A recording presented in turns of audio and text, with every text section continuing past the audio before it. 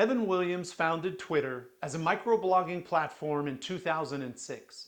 He and the founding team were interested in giving users the ability to express what they were doing in the moment, a brief status update or short opinion shared with friends and followers.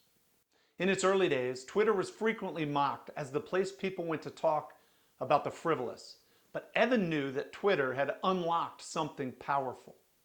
Famously, Twitter allowed users only 140 characters per tweet. As Twitter scaled up, industry experts, potential investors, and even some influential users pressured Evan to raise the character limit. There was nothing special about 140 characters. That's what they said. It wasn't the result of deep market research or even a strong conviction that 140 was the perfect number. In fact, the character limit was the byproduct of an early version of Twitter that was tied to SMS protocols, which limited the number of characters a text could include. When loud calls came to expand the character limits of each tweet, it would have been easy to cave. But Evan and the team at Twitter held tight at 140 characters for over 10 years. Why? Well, for one, the product was working and users were flocking to Twitter. But even more importantly, Evan and the leadership team held a deep conviction that most humans are afraid of the blank page. If a few power users were writing paragraphs or even pages, the majority would feel pressured to keep up. Ultimately, that majority would retreat from being content creators back into being only content consumers.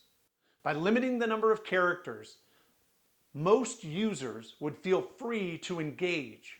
It was less about 140 characters being the perfect number and more about Evan's strong belief in maintaining Twitter as a platform for everyone, not just those who considered themselves to be writers.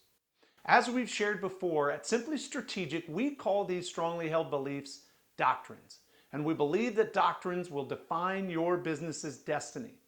In his book 0 to 1, entrepreneur Peter Thiel writes, "A conventional truth can be important, but it won't give you an edge." He goes on to say that if you find a secret, something important and unknown, something hard to do but doable, you can build the valuable company that nobody else is building. To hold an important contrarian opinion and then to be proven right is the surest path to major strategic wins and long-term value creation. The most compelling strategies are founded on distinct doctrines, strongly held beliefs about markets and company assets that competitors don't understand or don't agree with. Wilbur Wright believed he could fly. Evan Williams said no to 141 characters. As a leader, it's important to understand the distinctive beliefs that set your business apart. I'm Greg Meredith, founder and chief strategy guide at Simply Strategic. Thanks for tuning in to this strategy story worth knowing. You can find all our strategy content at simplystrategic.us.